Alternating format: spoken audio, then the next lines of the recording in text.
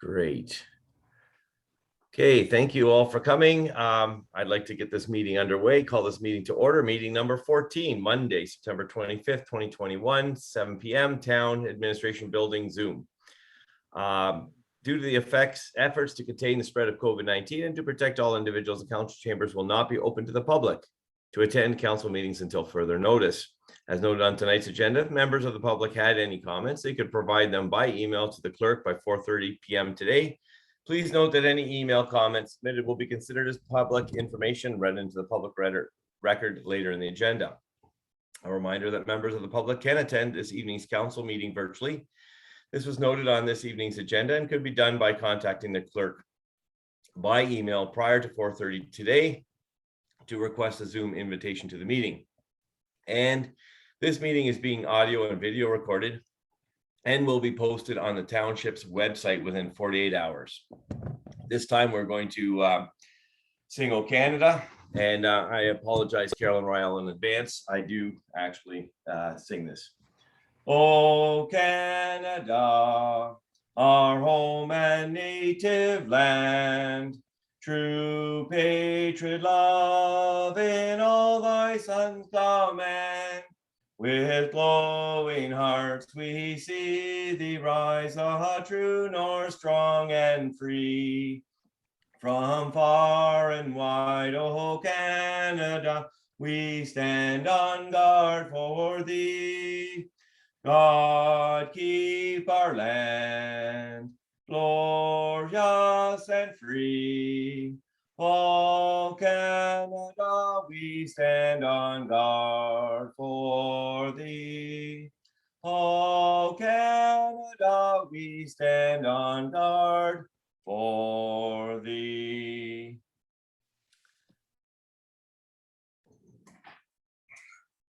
On behalf of the members of council and staff, we wish to acknowledge this land on which the township of West Lincoln operates. The land on which we gather is the traditional territory of the Haudenosaunee and Anishinaabe peoples and is still home to many Indigenous peoples today. We're grateful to have the opportunity to work here today and to follow the Haudenosaunee system of blending laws and values and the Anishinaabe beliefs to strive to live in harmony and balance throughout the municipality. We acknowledge that we are treaty people and accept our responsibility to honor all our relations. Councillor Jonker, you have the opening petition. I do. We gather together here today, intent on doing good work. We seek to represent fairly and well all those who have given us this task.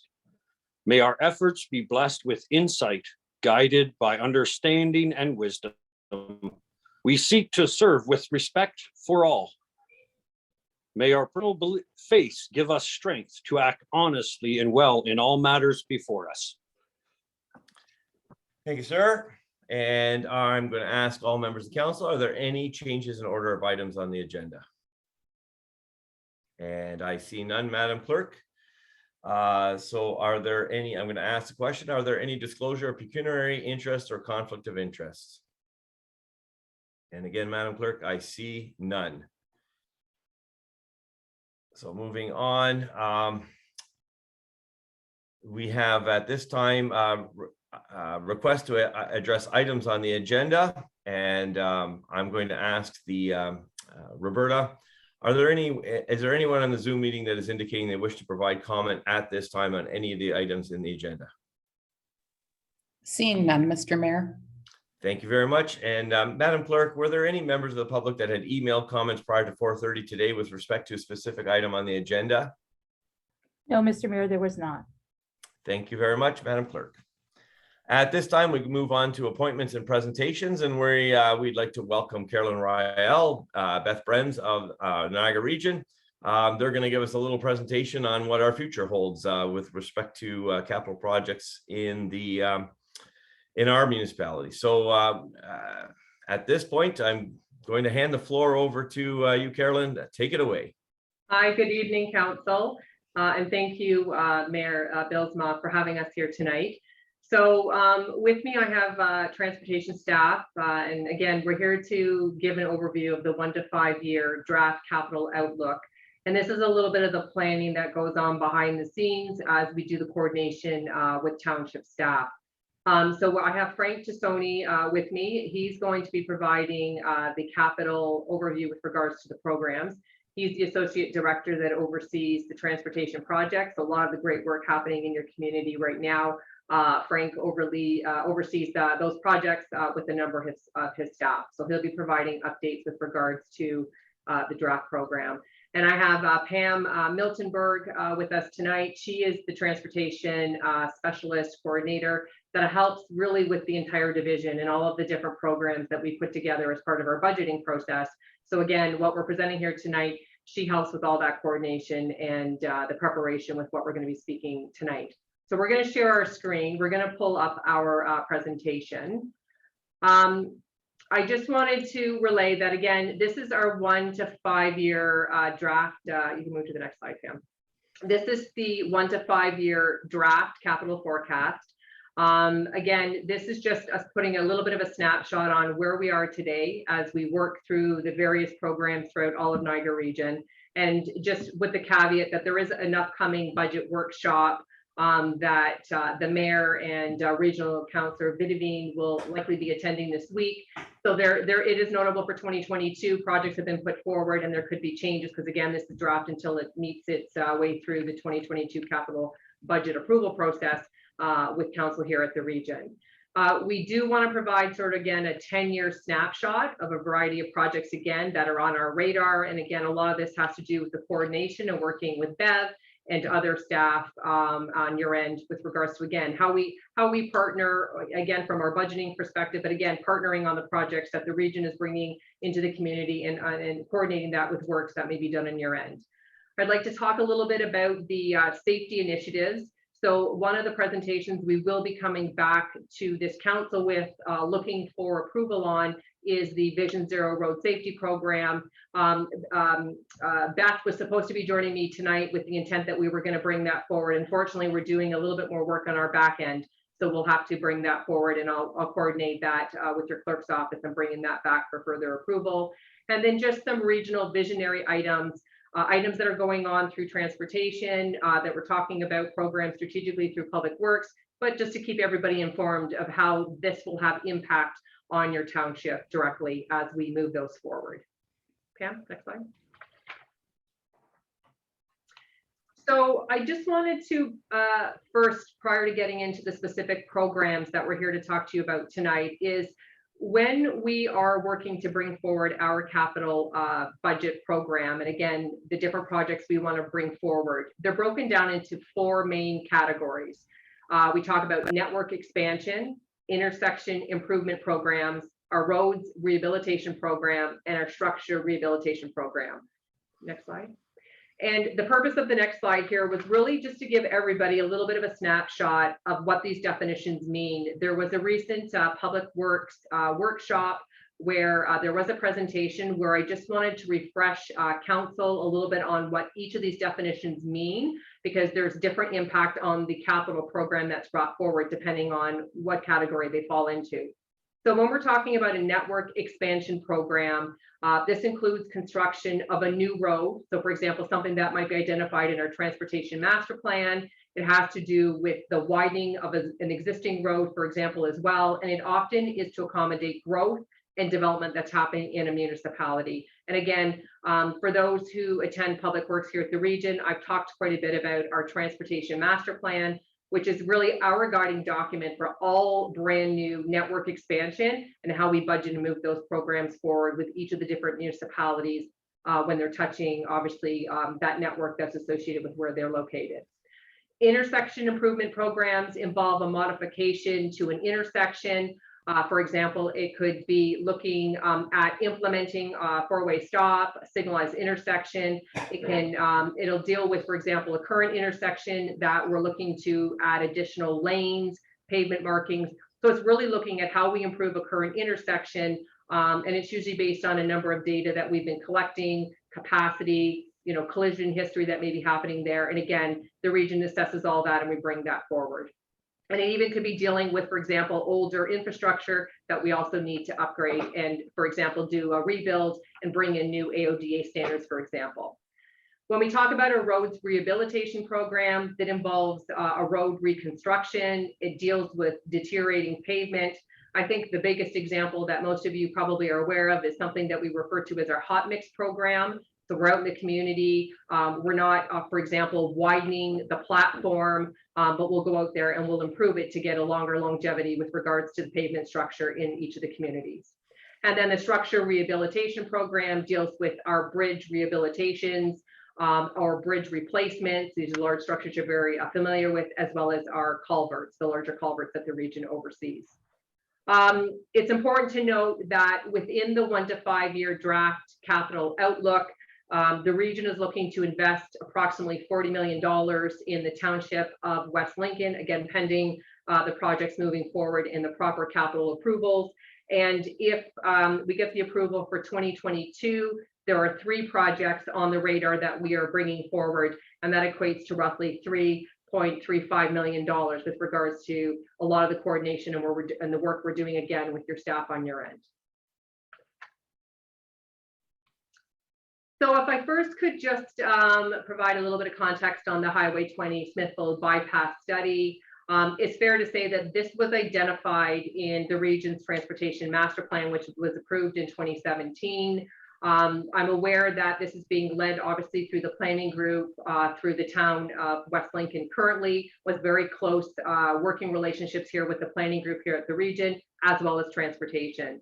So it's fair to say as this program continues to come online, transportation will be feeding comments with your staff with regards to next steps, and then we'll be budgeting accordingly with regards to any upcoming studies or any other work that the region needs to be doing in concert and moving this forward with your group. Next one, Sam. So now I'm going to pass it over to Frank to talk more specifically about a lot of the capital works that we're proposing here. Okay, thank you, and thank you for having us tonight. So the first project that I'm going to talk about is the Regional Road 30 at Yonge Street project. So this project is primarily an intersection improvement program. We're looking at starting an environmental assessment that will look at different alternatives for potential road realignments through this area. I'm sure most of council is aware that a year or so ago, the region obtained the Clayson Road right-of-way, so that positions us well to look at alternative alignments for the area. And we're also looking at some interim measures to try and deal with some of the issues that we're having at this intersection in the interim. And that may be an always stop or other safety measures that will be implemented in the short term while we complete the study and determine the ultimate road alignment. Next one. Okay, Regional Road 24, Victoria Avenue. We currently have a detailed design assignment out right now to retain a consultant. And that assignment is going to look at this intersection and a potential for a couple of different treatments. We're going to be doing a intersection control study to review whether a signal or a roundabout would be the appropriate treatment at this intersection. And we'll be moving forward with that detailed design. This project is slated for the region in the 1 to 3 year budget. Regional Road 2 Kasterville Road is a section of regional roadway that extends from concession 1 out to the boundary of the region. We have received several phone calls in the past year or so regarding condition of this road section. And we've also done some resurfacing in the areas surrounding this area. So this is a road section that is beyond resurfacing and would be moving to a full reconstruction. And we're looking to start the design, as you can see there, in 2022, and construction funds are in the 1 to 5 year forecast. Okay, Regional Road 20 from South Grimsby Road 5 to Wade Road. So this is a joint project between the region and the township.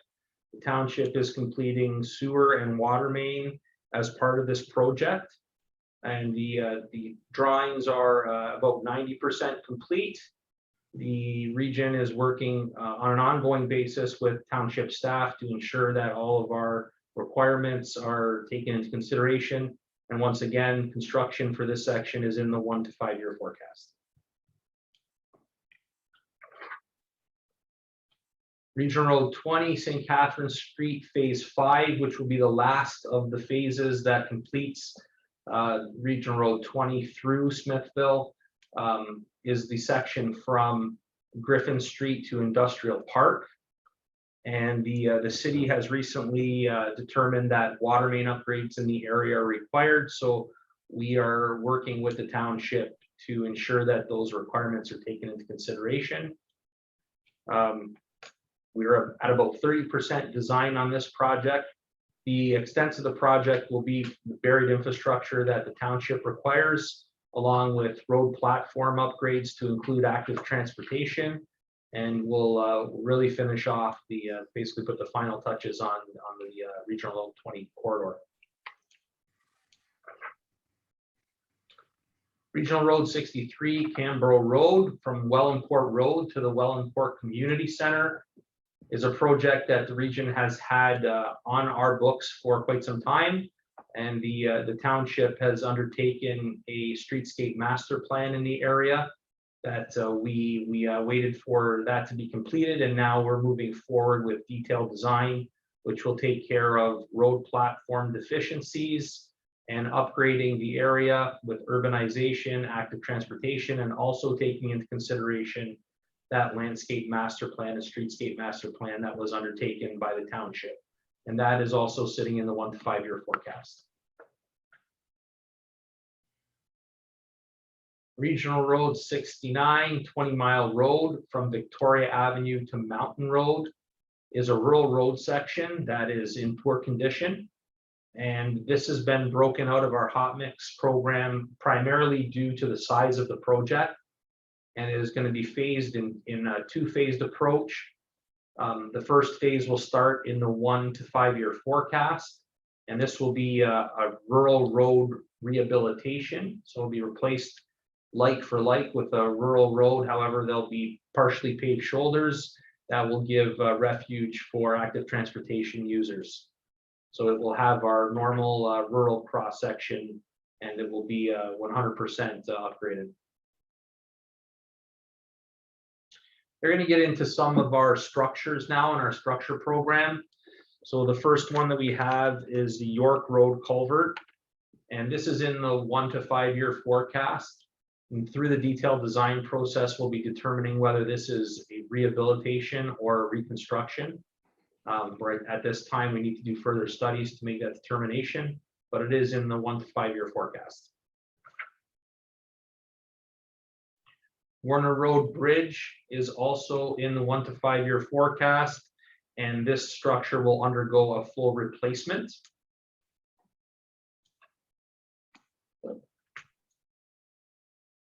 Highway 20 CPR subway bridge. So the actual ownership of this structure is under Canadian Pacific Railway, and the region operates the road under the rail.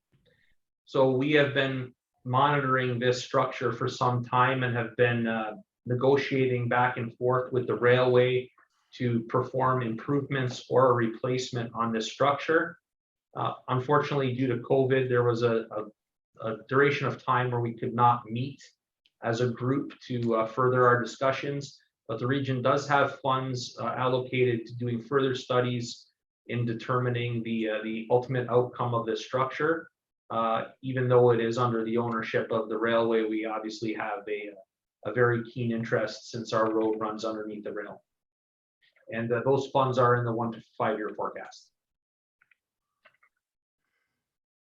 Beaver Creek Bridge is undergoing a full replacement and is in the 1 to 5 year forecast as well. We're currently working on designs for this section of structure and the section of roadway, and the construction is in the 1 to 5 year forecast. Ellis Bridge and Kasterville Bridge are two structures that are on the same stretch of road, very close to one another. This project is in the 6 to 10 year forecast. And the region will look to rehabilitate or replace, depending on future studies, both of those structures at the same time in order to only inconvenience the motoring public one time, as they are very close to one another. So we're going to line up the rehabilitation or reconstruction of those structures to be completed at the same time, and that is in the 6 to 10 year forecast. 30 Road Bridge, which is located just north of Yonge Street, is in the 6 to 10 year forecast as well. Will be a full replacement of that structure, and there'll be more coordination with the township once we get detailed design running on that, but that is future planning for us at this point. And once again, the last structure, which is also future planning in the 6 to 10 year forecast, is Cambro Road Bridge. And that will be a full replacement of that structure. And once again, located in our budget within the 6 to 10 year forecast. Okay, and I'll pass it back over to Carolyn to discuss some safety initiatives. Thank you, Frank. So safety has been a very big topic, and it's a leading topic here within the transportation division at the region. So I just wanted to highlight a number of the initiatives just to make sure the township was aware of a number of the programs we've been speaking to our council with regards to. Vision Zero, the road safety program, has been a very big one that we are anticipating to get up and running in 2022. We're looking to deploy red light cameras, automated speed enforcement throughout all of Niagara region, starting with a number of pieces of equipment with the intent to expand that after we've had an opportunity to pilot those pieces of equipment to actually see how they're operating, and more importantly, changing driver behavior throughout all of Niagara region. So there'll be a follow-up opportunity. The region does need to come back to this council. We're going to be requiring and needing all 12 LAMs to sign off on the intermunicipal agreement changes, which we will work with Bev and staff at the township prior to coming to the council. It's to deal with how we're looking to run the program and the roles and responsibilities between the region and the LAM as we roll out the program. So this is a very strategic program. Again, safety is a very big initiative, not only with the region. I know it's a hot topic in your end as well. And again, the initiatives that we're wanting to bring forward, which are being adopted and used elsewhere, we do feel will have the same impact on driver awareness here in the region as it is having at other locations. So there'll be more to come. We'll come to your council with a presentation on what we're looking to do under the program, and then again, seeking the approval which we need across all 12 LAMs and regional council in order to get this program up and running for 2022. So we look forward to that meeting and your support. Some of the items we've been doing in the interim as part of just the safety initiatives through our safety group here at the region is anything to do with increased or enhanced pavement line markings.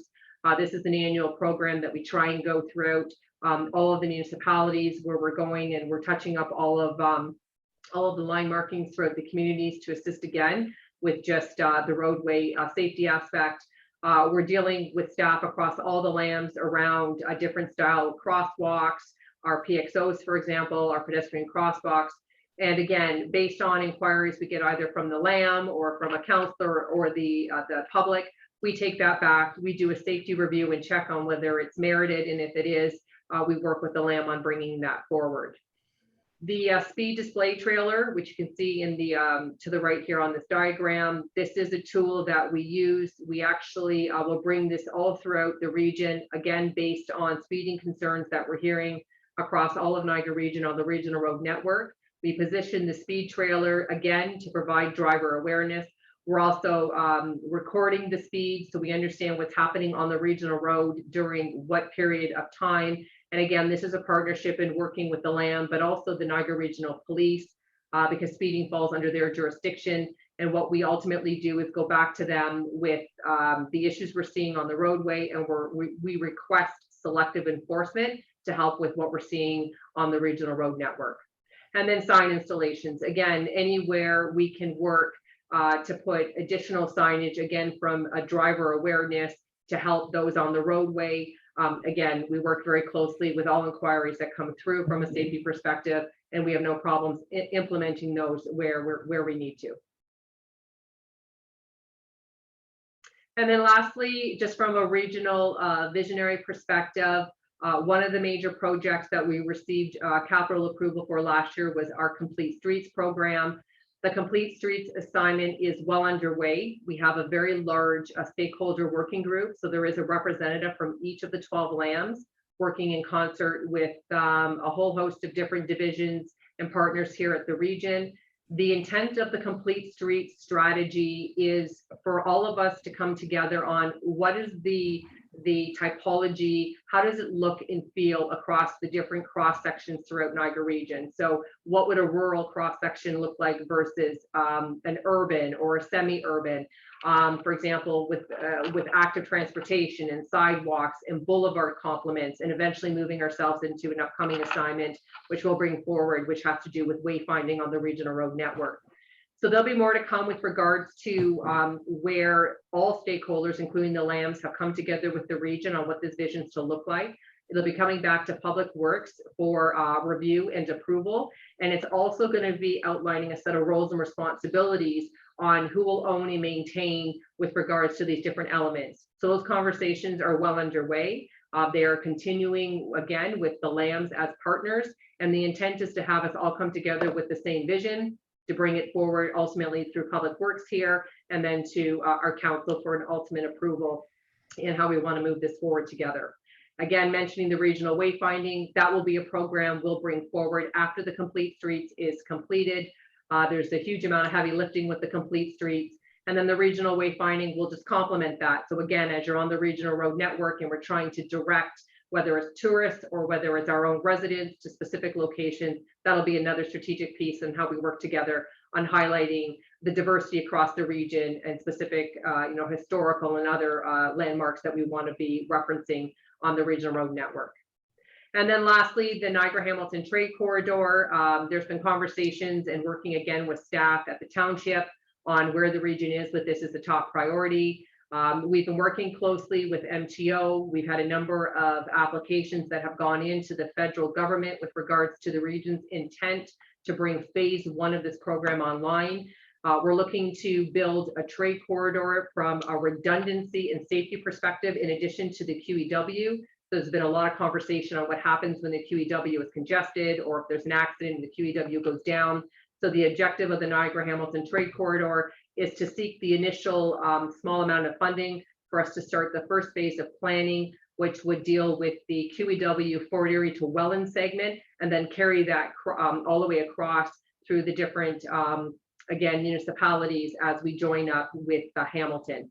So there's going to be a lot more conversation. I think with regards to this council and a speaking note for the mayor and others, the funding is going to be the critical piece once there is some initial funding to start this program. Ultimately, to construct this program, the dollars behind it are significant.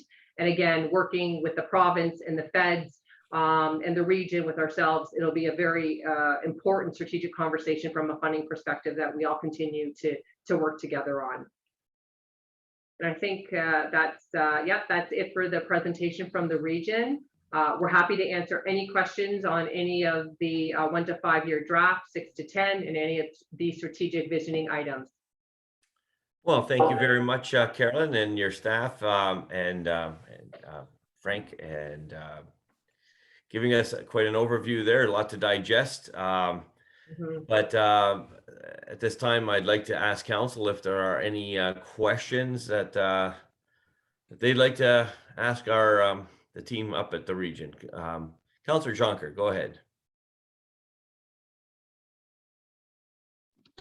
Yeah, I would first of all like to thank the three of you for making the time to be with us here tonight. And I sit on the transportation committee there at the region, and even though we haven't had a meeting in a while, we know everything's still working behind the scenes. And when we get a report like this, it's definitely appreciated to get an update like this.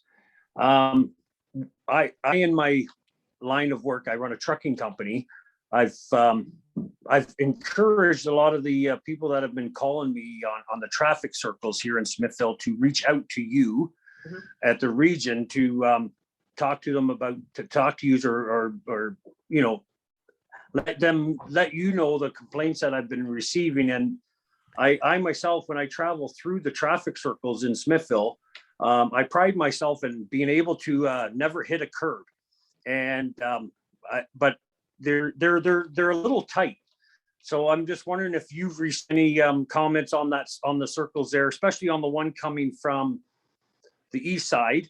And if you've had, if there's something that you're looking at doing, but I do find them a little tight. And I was hoping that you would get feedback from the public and maybe address that in the future when we build future ones, because they do work. They're a great little tool for intersections, but they are tight, especially if you look at curbs. If you leave black marks on a curb, it's not good on tires and it's not good on curbs. So I was just wondering if you have had any feedback from the trucking community on that.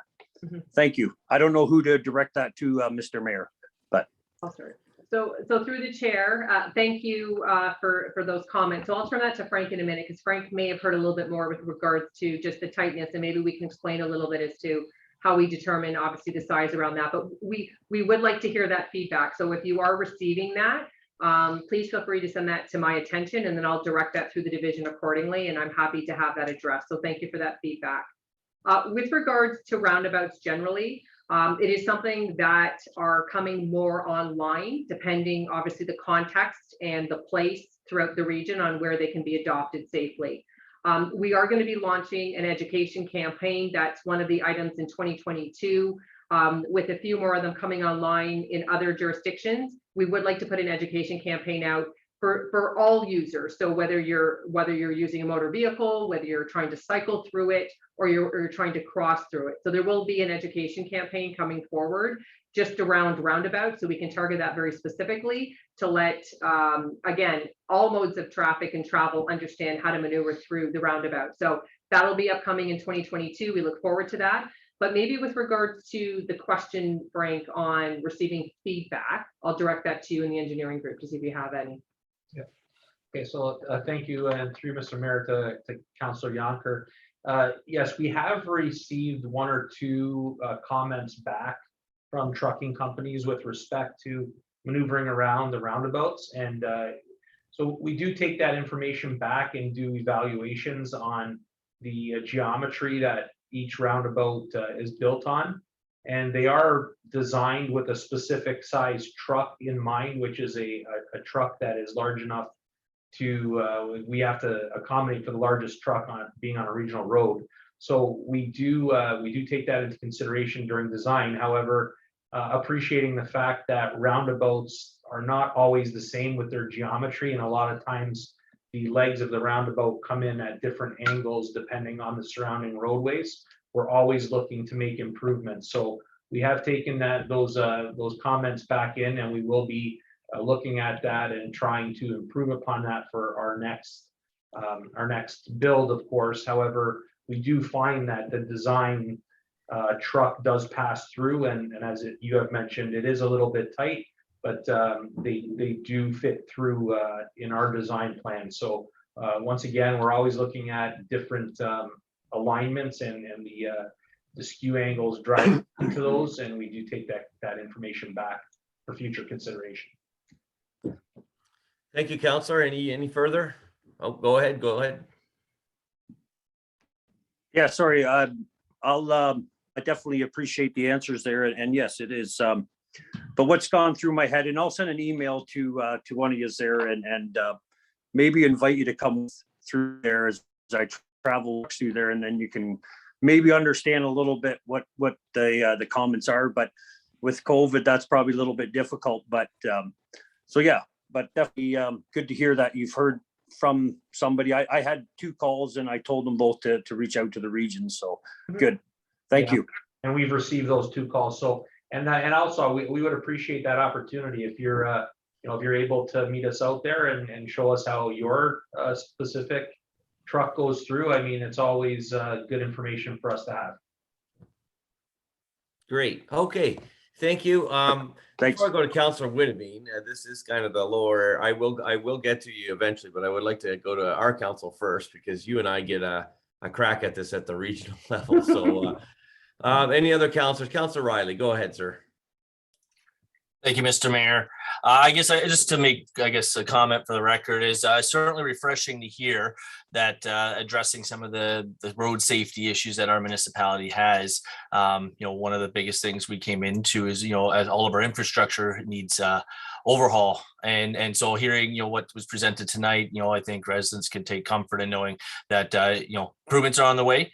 I know we're looking at majority of it between 1 to 5 years with some projections on 6 to 10, but at some point, it's going to get there. And I think that's going to help alleviate some of that, some of those speed issues specifically that we're dealing with. And I actually was going to ask, and they kind of covered already, but I was kind of curious about when the Vision Zero, if it was still on, on plan to be out in 2022, and it sounds like it is, and hopefully we can get a chance to speak into that, because I can't see why any member of this council would oppose that in any capacity. So we certainly need that. It's long overdue, and I think it's going to help us tremendously until we can increase our police presence. So those are all the comments I really have for now, Mr. Mayor. Thank you, Councillor. Any other comments or questions? Councillor Bradrick, go ahead. Thank you, Mr. Mayor. Through you to Carolyn and her team. If I could have you expand a little bit on the complete streets aspect in your presentation, and perhaps maybe if you can connect it to accessibility and any kind of accommodations that would be made for people of various abilities. Sure. So through the chair, great question. So one of the things the region is attempting to do through the Complete Streets assignment is to look at the different cross sections, again, from rural all the way up to urban, and it's to look at what that cross section would look like. So it would have, for example, a list of a whole different series of items. For example, that the rural cross section would be different, for example, than an urban cross section. So if we look at the urban, for example, because that's the easiest one sometimes to talk to, the complete street strategy is to look at what would be a typical cross section that you would see through the urban. So, the lane, you look at the different lanes, you would look at turning lanes, you'd have intersections, we'd be looking at crosswalks, there would be line painting, we'd be looking strategically at active transportation on the roadway. There's conversations about whether in strategic locations that would be separated or off the roadway, for example, through a multi-use path. It talks to signage, landscape treatment. So what it actually is it's going to be a list of a variety of different things that would be common to, for example, an urban cross section, and the same thing would filter its way down to a rural. What would be typical, for example, of a listing of items that you would see across a rural cross section? And again, this was our attempt to work with the LAMs on a standardization. So again, the urban is easiest to talk to because you'll have a whole list of different options and working through our partnering and our relationship that when we're building, for example, the new stretch and it's an urban cross section, it'll talk about the curb, the gutter, the sidewalks. There's an opportunity for enhanced street furniture. There could be landscaping and how we'd like to design the boulevards. And again, it just talks to what the width of those platforms would be and what we're able to accommodate in unique scenarios with each of the different LAMs. With regards to AODA, again, we'll be looking at crosswalks. There's a whole host of different guidelines and regulations we need to be implementing when we're building new infrastructure. So all of that's being taken into consideration. So ultimately, it's just a tool, it's a guide on how we're going to look at the regional roads, how we're going to work with the LAM and put them into a category, again, from rural up to urban, and agree to what a listing of the different features will be across those different, again, typologies. So that we're looking for some similarity, familiarity, and again, it helps with, again, the roles and responsibilities and us outlining who will maintain, for example, who would, what element, if the LAM wanted to upgrade, for example, a light standard, what their cost share element would be. So it's really just trying to outline prescriptively roles and responsibilities across the different typologies and allow the offering for these upgrades, which are important to many municipalities, for example, in their downtown areas, which is what we're strategically trying to accomplish here. And the same thing will, work its way down to the rural cross section. What will be the options through the rural cross section, whether it includes AT or not, if it's allowed for it in the platform, and then again, work with the LAMs on roles and responsibilities, again, for any additional features if needed. Does that cover it, Frank? Yes, yeah, very good. I Thank you. think if I could add anything there, I would just add that with the AODA standards, the region is mandated to implement certain parameters for AODA. However, the complete streets assignment will look at standardizing that across the region. And that will put us in a strong position that anyone who was to visit the region could expect to see the same types of treatments in all 12 of the municipalities. So we're looking to make improvements on how consistent we are across the region, and best practices with respect to sidewalk widths and things like that could enhance the experience for those with any type of disability or AODA requirement, to try and improve that experience for them. And Thank you. sorry. Oh, go ahead, sorry. Yeah, sorry, not to cut you off. If I could also add, one of the items that we've been talking about very passionately here at the region is around a multimodal approach to obviously how we want the roadways to be used by not just those in cars. We want to be able to open it up so other users feel equally as comfortable on the roadways. So the Complete Streets is also looking to address how do we incorporate that as we transition the car-centric viewpoint into a multimodal viewpoint where others feel safe and can use the road equally as much as the car. So that's a large part of the conversation as well as we talk about the Complete Streets initiative and how we're moving it forward. Very good. Thank you. I look forward to hearing more in the future. Thank you. Great, thank you. And Councillor Ganan, I saw you nod. Go ahead. Good, thank you, Mr. Mayor. Both of you, Frank and Carolyn, have touched on the OADA, and it reminded me that prior to COVID, when our Age-Friendly Advisory Committee was meeting, some of the complaints that we most heard from senior residents is the fact that the crosswalks are too quick. If they are crossing with any kind of a walking disability, using a walker, by the time they get permission to walk when it blinks at them and they actually get setting out. So I'm wondering if the timing of these crosswalks is also included in the OADA accommodations that you're referring to. And if not, I certainly hope that that's something that the region will take into consideration. So through the chair, great question. So we actually get quite a few inquiries around the timing for pedestrians and how long it takes for them, what their timing is to cross the roadway. We actually have some very good information from our traffic group here at the region that I'd be happy to provide maybe to the clerk to share, that talks to, for example, when it's flashing, how much time in addition they still have to make it across the roadway. With regards to a situation where a resident feels they can't get across, we are right now following the guidelines set by MTO, but there's always room for us to take a look at those specific intersections, for example, and go back and do a recalculation. And if we can increase the duration, we're always happy to do that. But again, with regards to understanding maybe the remaining time or what's involved in it, we've got some very good literature we'd be happy to share. Again, whether we post it on the region's website or if we could work with the township on posting it.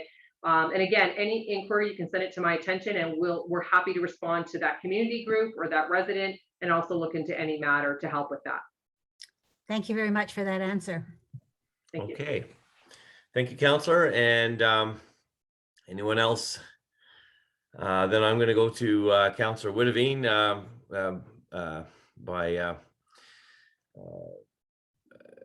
to have a stab at Carolyn. Go ahead.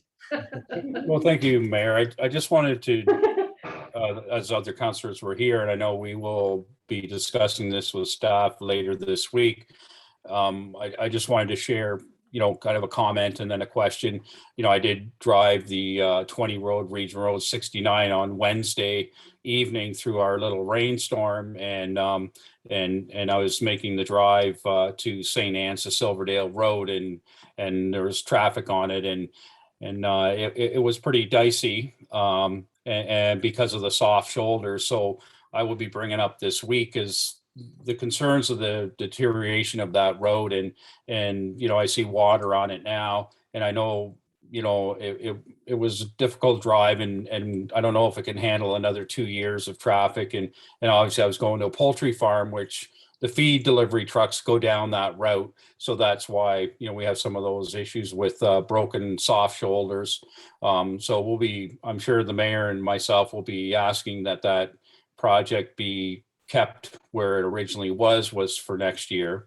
So that's my comment, so other councillors could hear it. And my question was, I remember listening in on a council meeting here about the concern about Hamilton doing their transportation master plan and concerns of Westbrook Road being used as a thoroughway. And I guess I'm going to ask you, through you, Mayor, to Carolyn, have you been in discussion with the city of Hamilton as they work through their transportation master plan to make sure our master plan kind of, I guess, hand in glove with, the work that we've done in the past? So I know there was concerns around this table about some of that infrastructure. So maybe you can clarify whether you are actively making sure that whatever they're working on and we've worked on, that they will work together at the border somehow. Thank you. Yes, through the chair. So very good question, Councillor. So I have been in contact with staff that are working on the Hamilton TMP with regards to the boundary connection points. We did provide them, I think it was a week ago, or maybe even 2 weeks ago, we provided them some information that came out of our TMP with regards to how, again, from a regional road network that would be lined up with their infrastructure. So we did provide them that. I also have been in contact with Bev and her staff, not specifically Bev, but staff that work for Bev. And there was a conversation with regards to, I believe the township also provided some comment back, if I remember correctly, with regards to concerns on what they were proposing as well. So the region is actively engaged. We provided our input in alignment with the township on what was identified in our transportation master plan. They've taken that feedback back, and they're assessing it right now. And I don't know, Bev, if you have anything, and maybe in addition you wanted to maybe just add. Go Yes. ahead, Madam CEO. Thank you. Through you, Mayor Bilsma, to Councillor Witteveen, that you're absolutely right. Back, I think it was the June council meeting, where there was a lot of discussion, a lot of concern raised about the potential of that road as I guess it was basically an upgraded road. And our concern was that the way the road is right now, it certainly couldn't be considered a general bypass for that area.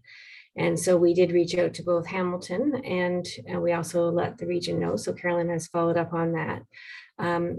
And our other concerns were regarding the PIC and the ability for the local residents to be able to contribute to their comments on Westbrook Road as a more of a bigger thoroughfare. And I haven't had, I've just made a note again to follow up to make sure that that's still underway. Hamilton was very, very, very responsive in terms of making sure that they listened to our concerns, and they knew that the region was going to be sending in comments as well. And also we were able to encourage residents who weren't able to get onto the PIC. So as you can imagine, in PIC in the Zoom days, it's really difficult to get your point across, but you can always write in. So there has been lots of interaction between the municipalities. And as a matter of fact, Hamilton actually gave us an apology for not having reached out to us and giving us a heads up in time. So I'm glad it was raised here, and this has been a good reminder again. Great. Thank you, Madam CEO. Mayor, for indulging my comments and my questions this evening.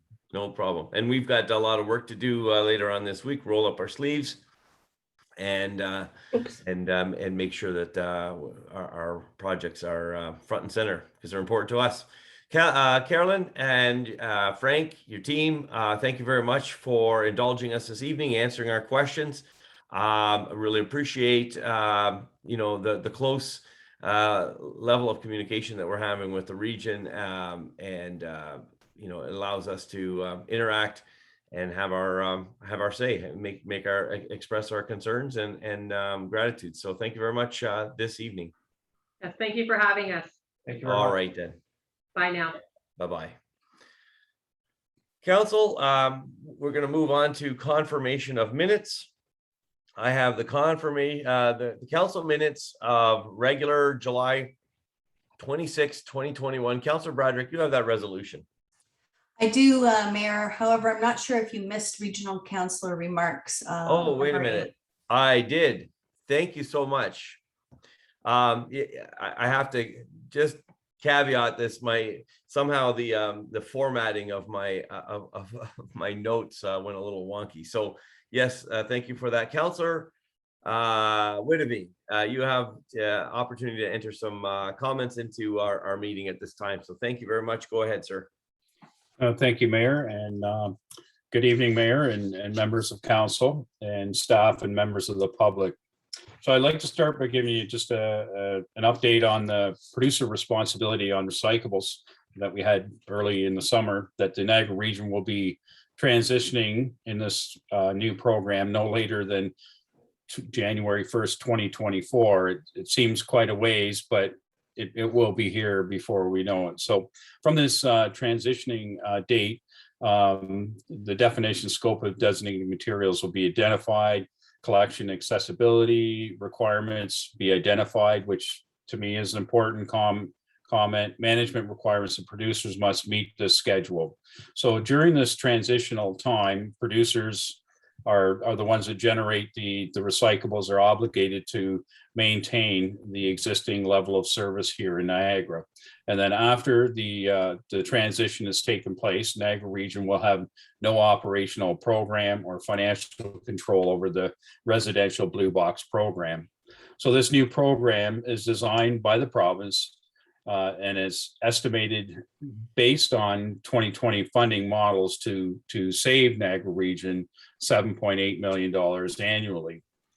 So as some unknowns, if producers are going to support our municipal recycling facility, where we retain about 100 employees and currently operating in Niagara Falls.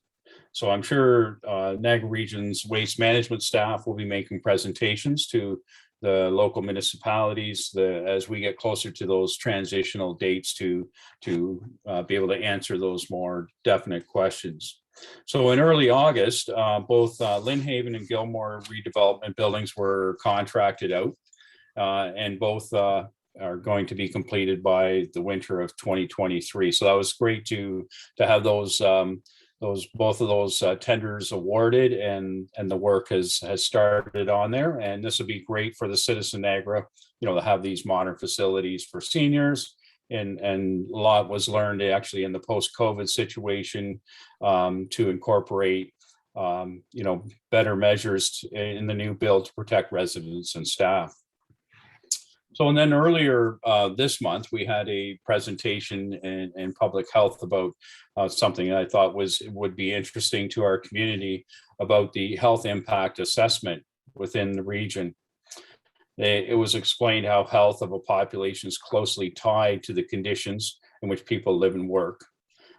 Two concepts were explained.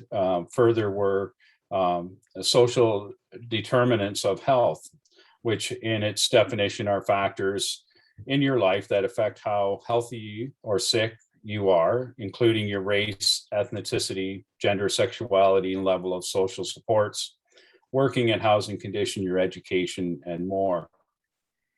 A health impact assessment consists of screening, scoping, assessment, recommendation, and monitoring, which equals health equity. And this again shows the importance of community care and the services it provides to the vulnerable people in our community as one component. And having access to medical services is very high on the list to monitor and help citizens with their health concerns, as a new hospital in the horizon again to provide these essential services. So in July, we had a presentation on the Niagara Region Incentive Review. At this time, there's 150 programs and allocating $14 million annually So this program is being kind of revamped and looked at to be aligned with regional priorities and responsibilities. It needs to be more reflective to address current and future goals and must be sustainable and clear and accountable. The 4 priority areas are affordable housing, employment, brownfield remediation, and public realm spaces. So through this review of the program, we'll open up opportunities for West Lincoln as we continue to plan our community moving forward. So early in September, I also attended a Niagara Conservation open house addressing the floodplain mapping for Beaver Creek and the Forks Road watershed. So staff presented us with some preliminary ideas and concepts on the floodplain, and coming back in the springtime with a comprehensive mapping, and where residents are encouraged to comment, but the challenge will be in the mapping. So late last week, I had, some of you might have seen that I had the opportunity to tour the Robert Land Academy as they now are allowing visitors, and headmaster Ryan Smith gave me a full tour and showed me a tower which had been built for rappelling and climbing, and work being done for a fitness trail and outdoor experiences. So it was definitely a much enjoyed tour and conversation with staff at lunchtime, because in the mess hall that was that brought back kind of interesting memories of cafeterias at school, but well behaved. I think there's 85 gentlemen in enrollment currently, and definitely, if anybody has the opportunity, I know some other counselors have, get a chance to see this facility and how great of an asset it is. And of course, headmaster Ryan brought some concerns of high-speed internet, being a challenge, especially with kind of COVID and online learning last year. They realized, like the rest of us, that some of that infrastructure has a deficiency to it. So that was a concern. And he mentioned how thankful he was to be part of this community, and also I believe Councillor Braderick and Yonge had been out there and really enjoyed. And Mayor, you probably been out there also, that he really appreciates the fact that we make that effort to go out there and engage with them and understand what they do. So that's my report, councillors, for September. So if any members have any questions, I'll answer them the best of my abilities. Thank you. Okay, are there any councillors that have questions for our regional councillor? Go ahead, Councillor Riley. Thank you, Mr. Mayor. I guess through you to our regional councillor. Councillor Witterbean, do you have any reports or any updates regarding the West Street crosswalk? I know originally, I think last we spoke, they were in the design or study stage, and so I think the hope was that they were still going to be able to have it put together or hopefully implemented by the end of fall, just before winter. I was just wondering if that is still a realistic possibility, and if you've even heard anything about that.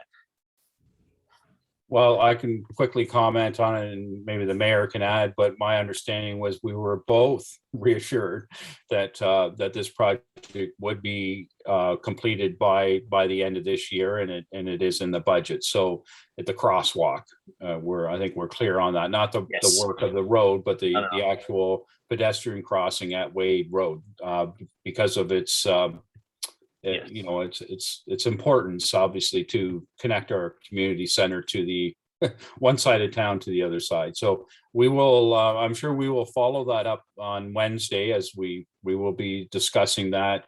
But at this point, the last comment was to reassure that it would be completed by the end of the year. Excellent, thank you. Yeah, when the region was here tonight doing their presentation, they had shown an image of West Street just right where that elbow bends, and so that kind of like what kind of refreshed my memory there, and I thought I would ask you. So no, I appreciate that update there, and that's all my questions, Mr. Mayor. Okay, thank you. Anyone else? Councillor Witterbean, thank you very much for your update. I always appreciate it, and I thank you for the for your thoroughness. Like it's been mentioned a couple times already, Councillor Witterbean and I have some important budget meetings to make sure that our capital projects don't get pushed down the line, and that they stay front and center, and because they're important to our municipality. So thank you with that. I'd like to call on Councillor Bradrick at this time correctly, the resolution for council minutes regular July 26th. Thank you, Mr. Mayor. Moved by myself, Councillor Shelley Broderick, that the minutes of the July 26, 2021 regular council meeting be accepted. Thank you. Could I get a seconder, please? Councillor Ganand, thank you very much. And are there any comments or questions?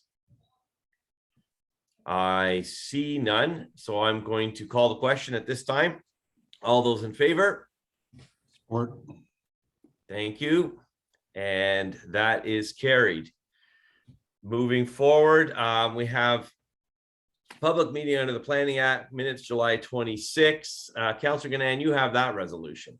I do, Mr. Mayor. Thank you. Moved by myself that the minutes of the public meetings held on July 26, 2021, under Section 34 of the Planning Act with respect to A, zoning bylaw amendment, Gyro Estates, 5482 20 Mile Road, file number 1601-010-21, and B, zoning bylaw amendment, temporary garden suite, Richard and Anita Merritt, file number 1601-011-21, be accepted.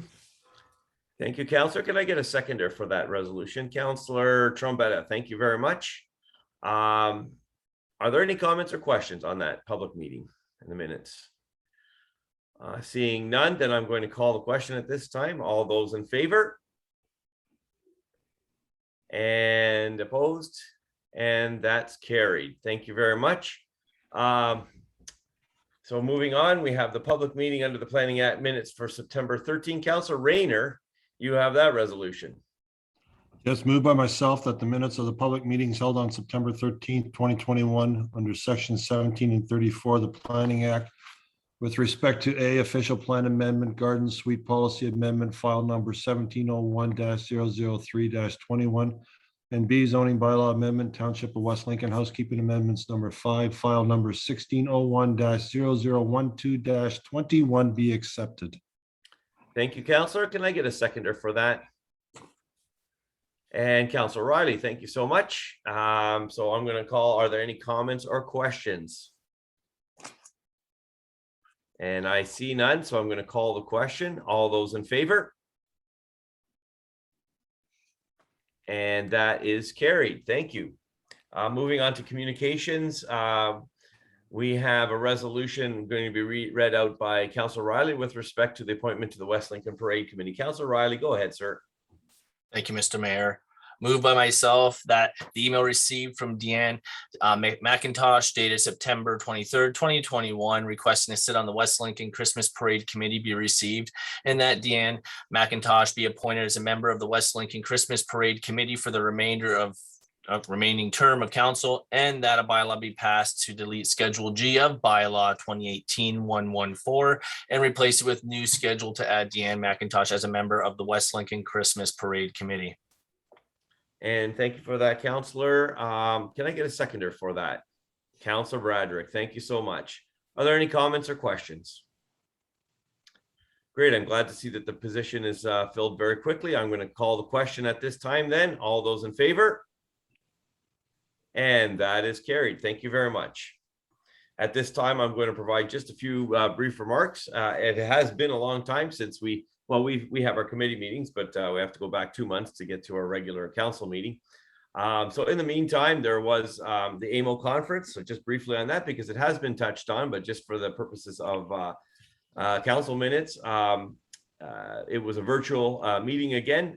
We spent 2 days in virtual meetings. Councillor Ganand, Councillor Riley, and Madam CAO were all in attendance. And so there was often times where we were having little chats as we can in a virtual meeting vis-a-vis Cell, just making comments and points. But overall, I think it went as smoothly as it did last year. Of course, there's nothing like it when you attend it in person. And I think I'd just like to mention for the record that it was Madam CAO's 37th time or something. Not that long. I think maybe 34. 34. Wow, you know what? It's quite a milestone. So 34. Gotta be, there's not too many with that much seniority left in AMO. So one of the highlights, of course, is the delegations, and West Lincoln had delegations with the Attorney General, Mr. Downey, with respect to concerns that we had with respect regarding insurance and liability. We had a presentation with Minister of Transportation Carol Mulrooney, where we again pressed for advancement of our north-south escarpment crossing, which would dovetail nicely also with our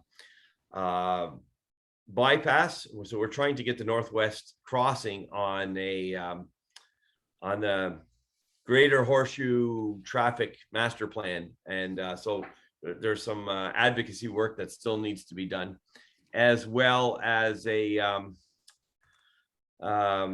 again, I think it was I'll refresh my memory. It was with come on, what's the third one? Help me out. What are you asking? Counselor, sorry, Minister Elliott. Yes. Okay. I've met so often with Minister Elliott. I was just trying to think if it was if it was indeed, because it's that far back. But Minister of Health, Christine Elliott, with respect to hospital, this one had a little bit more of a different flavor. Usually we're advocating, pressing, and we do this jointly also with Lincoln, Grimsby, and this time we had there was a more of an air of celebration. So we're thankful that things are going along smoothly through phase through the various phases, so that we're on schedule to put a shovel in the ground probably in the spring. So that's, you know, that's the word on the street, right, Councillor Gannon? So exactly. All right. And the last thing that I wanted to just say, and it's ongoing, but we've had I think 8 or 9 weeks of the West Lincoln Farmers Market, and we've had clear weather every time. So we're very thankful for that. It continues to be a draw, and I thank the many participants who are showing their wares and making it a success. And so a shout out to Michelle Seaburn, who is heading that up. We did a kind of a grand opening, a ribbon cutting of sorts, and I'm thankful for the councillors that were able to attend. And we look forward to the last few weeks of this farmers market, and we'll assess and reevaluate, and next year will be bigger and better. So thank you for that. Those are my comments at this time. I don't know if there's any questions.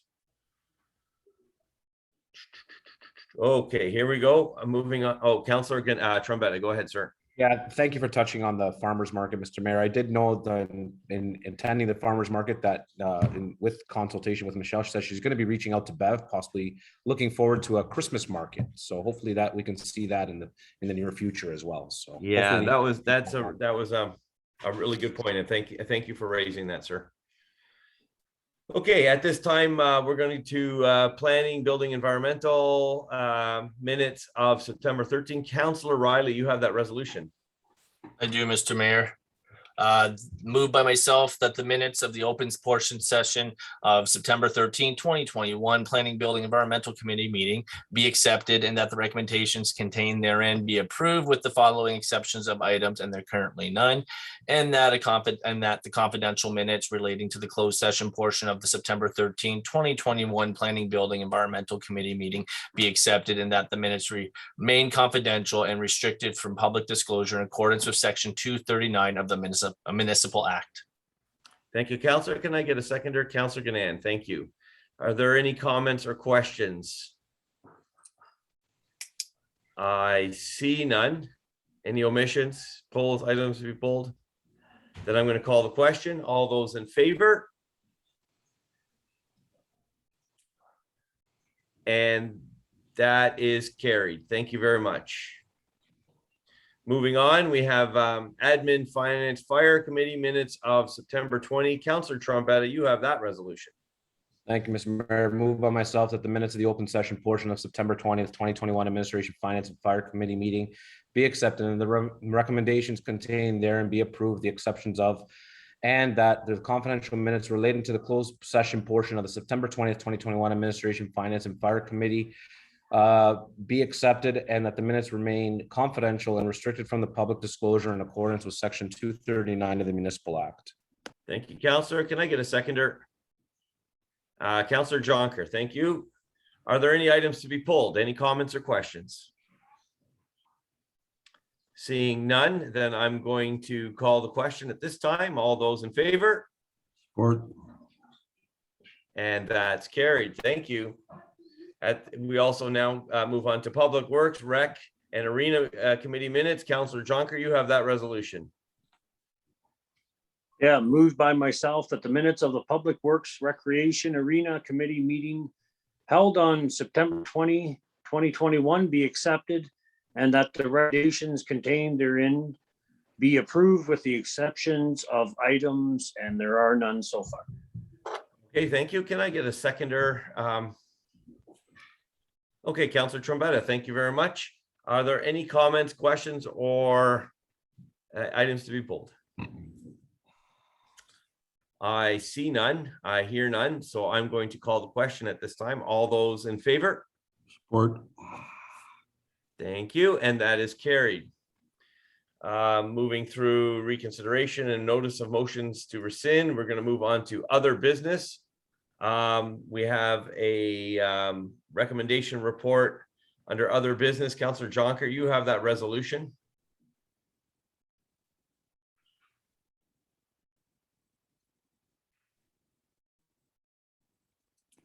Sorry, yeah, just I that know. moved by myself for some reason the right way. That report T dash. Here we go. Sorry, that report T-24-2021 regarding the administrative amendment to bylaw 2004-42 dated September 27th, 2021 be received for information, and two, that bylaw 2021-78 be adopted to allow for Schedule B of bylaw 2004-42 to be amended to include the previously approved water on construction fees. Thank you, Counselor. And can I get a seconder for that resolution? Counselor Broderick, thank you. And at this time, are there any questions with respect to this resolution? I see none, so I'm going to call the question at this time. Are there all those in favor? Support. And that is carried. Thank you very much. Moving on to bylaw enforcement. This is just simply a memo that has been provided for information, so that's there for your perusal. And then we're going to move on to Councillor Ganan has a resolution that acknowledges the work of the EOC. Councillor Ganan, go ahead. Thank you, Mr. Mayor. Moved by myself that whereas the Township of West Lincoln's Emergency Operations Center Management Team, commonly referred to as the EOC, provides the overall management and coordination of local support activities and recovery by gathering together to collectively and collaboratively support the emergency response and manage the consequences of an emergency. And whereas the EOC has been consistently reviewing provincial regulations since March 2020 regarding the global COVID-19 pandemic, adjusting operations in accordance with provincial regulations and communicating such changes with council staff and the community.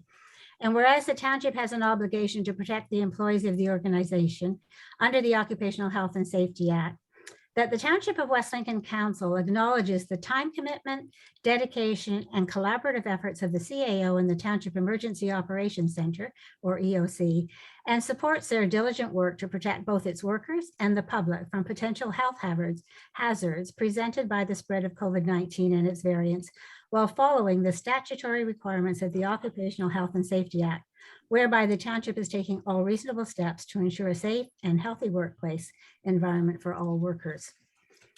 Well, thank you very much, Councillor. Can I get a seconder for that? And I have Councillor Riley. Thank you. You probably have some comments. Does anybody have comments that they would like to? Councillor Gannon, go ahead. Yeah, I do. Thank you, Mr. Mayor. Obviously, that was a very wordy, proper resolution presented under the guidance of our clerk. But I did want to just briefly explain, and in my own words, why I felt obligated to bring that forward. So I said, as members of council, we've all been reminded on a few separate occasions during this past year or so that it is the EOC, a non-political body that is tasked with guiding our municipality through this global pandemic. As frustrating as this may be, it is the non-political EOC, not our council, that is responsible for studying and assessing the ever-changing directives from the province and public health and determining in a timely manner the impact of each on us and for West Lincoln. At the beginning of the pandemic, none of us, including our senior staff members, would have expected that they would still be doing this a year and a half later. I realize that we're all more than a little tired of dealing with these circumstances. However, I have brought forward this motion because in this past week, in a series of emails, our hardworking staff were put in the position of having their research capabilities criticized, their ethics and responsibility to all questioned, and the integrity of their collective decision-making challenged. As that was an extremely unfair situation for them to be put in, I felt that we as council members needed to publicly acknowledge their dedication to keeping our staff and residents as safe as possible, and additionally acknowledge that they are obligated to adhere to both provincial directives and public health recommendations. Thank you, Mr. Mayor. Thank you, Councillor. Any other comments or questions? Councillor Riley, go ahead, sir. Thank you, Mr. Mayor. Yeah, I guess just to I guess put a couple of comments on record as well. I'd like to thank staff. I think it's very easy in this day and age. Everyone's frustrated and there's a lot of misinformation and misunderstanding of whose roles do what and you know what decisions are being made from where. And I think it's very easy, you know, especially for whether it's members from our community or members from this council to accidentally villainize our staff who really have no other choice but to follow the directive from public health, and it's under provincial law that they have to do so. And I think this acknowledgement kind of restores any misunderstandings that there could be, you know, especially for council. It's a political body. You, Mr. Mayor, as well as our EOC has expressed to us that council has no role in this. And I think it's very clear that we make that as front and center as, you know, as be, so people understand, you know, that this decision isn't something that can be political, isn't something that we really get a chance to say. And you know, and I think, you know, all the decisions that are made with the intent to best serve our community and our staff. So I'd like to thank staff for all the hard work and the sleepless nights and the sacrifices they've made. I realize, you know, probably, you know, there's a lot of directives or decisions that have had to be made that they might not have necessarily agreed with personally, but professionally, they, you know, had to follow what was necessary. And I think, you know, the rest of us can, you know, sleep more easy knowing that they're doing the best job they possibly can to keep us all safe. Thank you, Councillor. Any other comments or questions? I'd like to just enter a comment, and I think you know, it's appropriate for me to say that I understand very much what the commitment was to the AOC. You know, for the first year and 3 months or year and 2 months of the of this pandemic, you know, I was a regular attendee of that. Without you know, so it is with, you know, absolute support that I understand what the work is and how that EOC runs. And it was a learning experience for the council. In the very beginning, there were some comments and questions, and as we were educated on the necessity of the EOC, and I understand its role and its responsibilities, and I appreciate the groundwork that they did on policies. I will, however, state at this time that in my conversations with other municipalities and how they are, the relationship between the EOC and their council, when it comes to policies of the municipality, it is very consistent for the EOCs and various COVID response teams and such working groups to draft policies for each community, made in the local municipal level, but it is also incumbent upon them to present those to council so that not only the council has a say and in adopting them for the municipality, but the public has an opportunity to enter comments with regard to policies that they're being governed with. And I do find at this point with respect to the vaccination policy in particular, there is a lot of concern in the public that I have been receiving comments on and for and through and to, and I at this point have no ability to bring them to a political body that answers to the public. So that was very clearly stated in a response to a media release that was presented, that our municipality still does not have a workplace vaccination policy that's been delivered or presented to council, debated by council, voted on by council, with the opportunity for the public to have input. And I appreciate 100% what Councillor Ganan, the comments that you made about, the non-political nature of the EOC. And I think that's its strength. I don't mean to undermine that at all. However, I think that such policies that are coming out of those discussions and from those groups should be presented to council, as has been done in other municipalities. And I can name 3 that I know for sure: Welland, Niagara Falls, and Grimsby. Those were my comments. Again, I just wanted to express that opinion again at this time without prejudice. So, Councillor, I'm going to go to Councillor Trebetta, who hasn't spoke yet. Okay. Thank you, Mr. Mayor. I saw this policy come obviously on the agenda on Friday. I fully support the EOC. One thing, Mr. Mayor, I just try a question is maybe to you, maybe to Madam CAO, is, and I stated that in an email, all 47 COVID policies that have came out have not had any council approval, even though while you were on the EOC. So I'm confused by the comments you're making. Either is staff doing something wrong with those comments, that they should have came with all 46 policies that came out. We are starting number 47.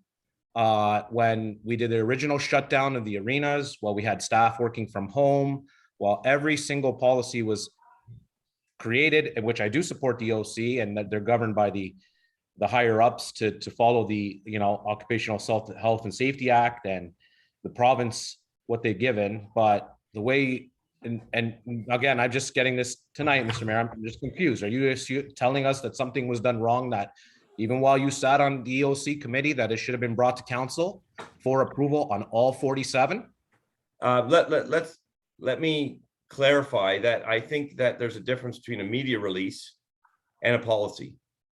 So yes, you're right, there were 47 media releases, and by no means are we required to, because it is basically a report of that EOC. There was also policies in all 47 up to now. There was policies in place for staff. I didn't approve the COVID policy testing or let's just say the screening. I didn't approve that as council. So I know that staff and to come into the building are screened and so on and so forth. So I'm kind of confused. There's many things that have been passed as a policy. So where does that have to come to council? Where maybe it should have came to council and didn't? I'm confused right now. That's all I'm asking. And it's an honest question. Yeah, okay, fair enough. And this is Councillor Ganan's resolution. I guess my concern is that while I recognize that there's been 40 media releases, there hasn't been 47 policy sets. And while we have this ongoing change to the hours of operation and the screening process and whatever they may or may not be, I think that this and to be sure, we do have a mask policy, and it was not brought to council, and I believe that to be an oversight. No, so then to Madam CAO, can you clarify? Okay, I'll ask Madam CAO. Through you, Mr. Mayor, to Madam CAO, Yeah. Was these policies supposed to come to council for approval? So thank you very much for the question, and through you, Mayor Bilsma, to Councillor Trombetta. No, the EOC was given, and I think that the resolution sort of really clearly lays out the role of this EOC. And there were a number of policies that have guided us, but they are distinct from the media releases, Councillor Trombetta. The media releases usually share a ton of information and usually changes about our operational practices. But through the EOC and the recovery group, that staff team did the work from home policy, did the face mask policy for both the public and the face mask policy for the workplace, the community safety plan, the daily screening process. And I was really clear in the emails that I sent out that based on that practice, the vaccine policy was rolling out that way. And to Mayor Bilsma, you said that there are 3 municipalities, Grimsby, Welland, and Niagara Falls, that brought them to council. There are another, I can count at least 8 or 9 that have not gone through to council. Each municipality chooses to do their own process. And I have a feeling probably Niagara Falls, they have a transit staff and probably needed to bring that into council. They're very different makeup. And I'm not going to speak for the way they choose to do things. I felt very comfortable recommending that we carry on with what we had already done for the last 18 months.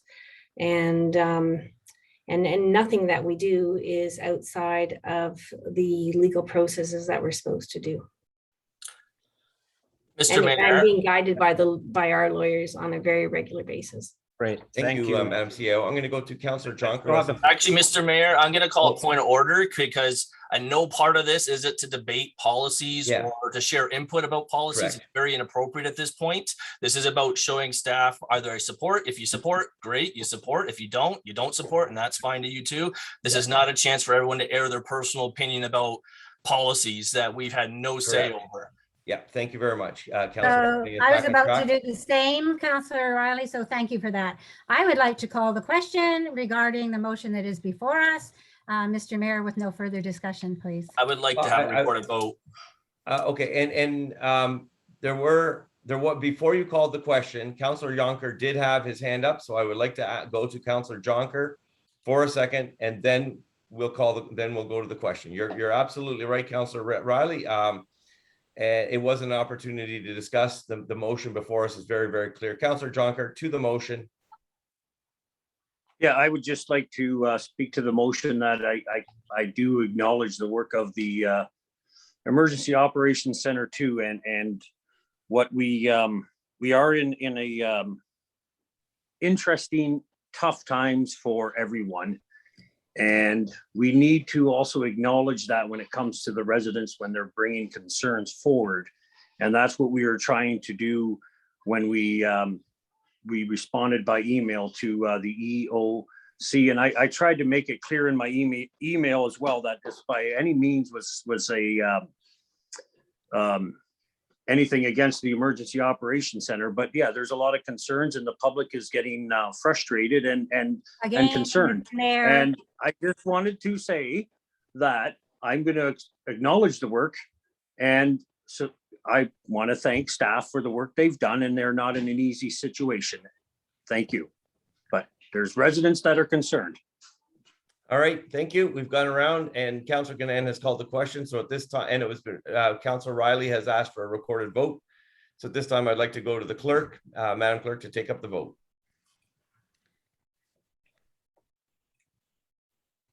Thank you, Mayor Belsma. Okay, just 2 seconds. I'm just switching to another screen here.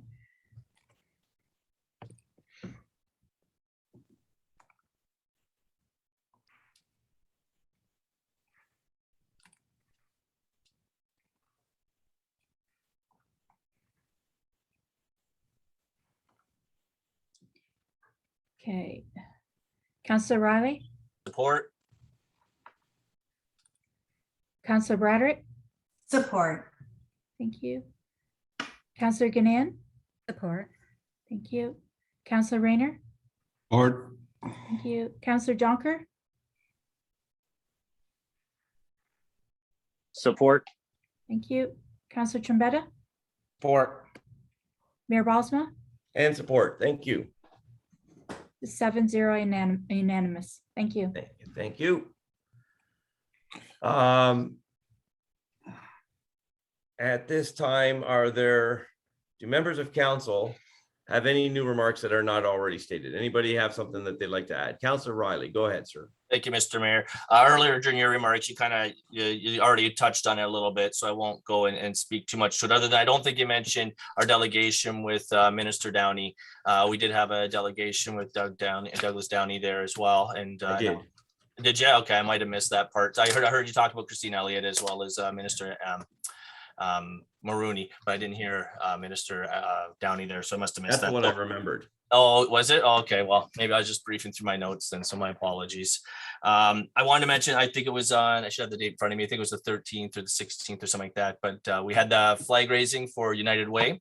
I was able to, as the rotational deputy mayor for you there, I was able to do the flag raising, and Councillor Ganam was also able to attend as well. So we were able to take part in that, which I thought was such an excellent opportunity, as well as, such an incredible cause and organization. I did want to also mention about the farmers market. The one thing I'm hoping for next year that we can maybe incorporate once the band shell is all put together is hopefully we can have the live music over there and have it more like a festive scene and not just, isolated just in a little section of parking lot there. I think that would really bring those Friday nights alive even more. So it's great to see, you see the familiar faces, you see some new faces, and hopefully we can grow that even more so. But I did just want to mention, I know right now the band shell is under works and that should be done shortly, and hopefully we can incorporate that somehow. There was, another, fantastic musician there last Friday as well, and she had an incredible voice. So yeah, it'd be nice to really showcase some of West Lincoln's talent as much as possible. So other than that, you kind of covered everything else in yours, so I won't go back over that. And yeah, that's it for my remarks. Thank you, sir. Councillor Ganam. Thank you. I just have a few things. One regarding the hospital, and for all of those people who ate a gazillion cookies during the campaign from Tim Hortons, they were able to give $13,000 to the hospital foundation towards the project. So that's really good. And then additionally, a notice just came out from the hospital, actually under the Hamilton Health Sciences, lost it for a minute, that our West Lincoln Memorial Hospital is returning full-time to obstetrics as of October 1st. And so there was some question about needing to have a new GY OBN, whatever, obstetrician and gynecological doctor, whatever they're called. In any case, I'm long past that, obviously, but they were able to find somebody and they staffed it well and they're ready to roll on that. So that's really good news, because that will transfer then very nicely to the new hospital. And that was a concern. Staffing was an issue. I wanted to remind people about two things. Harvest Roots is happening once again on Friday, October the 1st of this week, and Saturday, October the 2nd, with still workshops. And I understand there's still a few places left. So if somebody happens to watch this, they should certainly call in. And also regular counselors, you might also want to take part. And additionally, Wayne Skilstra's Great Pumpkin Giveaway is also this Saturday with the proceeds, financial proceeds going to West Lincoln Community Care, and the food donations, of course, also going there. Wayne has announced today that, as he has done in the last couple of years, he is also going to double whatever financial or cash proceeds are given. So a really good opportunity to help our local community care, which helps so many through the seasons. So that's all. Thank you. Yeah, very generous. Thank you. Councillor Bradrick, go ahead, sir. Ma'am. Thank you, Mayor. Just one item. So this Thursday is Canada's first day of Truth and Reconciliation, where we recognize the ongoing trauma caused by residential and day schools and remember those who are lost, survivors, and their families. It's an opportunity for all of us to commit to the process of truth and reconciliation and justice First Nations, as well as take action to heal and build a better future together. This year, I was proud to be able to bring forward a resolution this past spring that allowed for all of our council and committee meetings to begin with a land acknowledgement that was created by township staff along with input from local Aboriginal leaders. The community of West Lincoln can join in this Thursday at 6 p.m. at our own public libraries event to learn more about residential schools and how to support and be a supportive ally. Registration is limited, so check out their website for more information. Thank you. Thank you, Councillor. Any other councillors wishing to enter some remarks? Seeing none, I thank you, and I'm going to ask, are there any new items of business?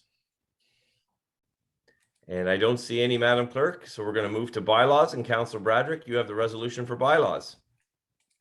I do. Moved by myself that leave be granted to introduce bylaws number 2021-74, 2021-75, 2021-76, 2021-77, 2021-78, 2021-79, 2021-80, 2021-81, 2021-82, 2021-83, and 2021-84, and that the same shall be considered to have been read a first, second, and third time with one reading and are hereby adopted, and that the mayor and clerk be and are hereby authorized to sign and affix the corporate seal thereto, any rule of this council to the contrary notwithstanding. Thank you, Councillor. And I'm going to go to Councillor Jonker for a second. Great. Are there any comments, questions, ones to be pulled? Seeing none, I'm going to call the question. All those in favor? And that is carried. Thank you very much. There are no confidential matters, so I declare the meeting adjourned at the hour of 8:35. Thank you all. Good night, everybody. Good night, everyone. Good night. Good night.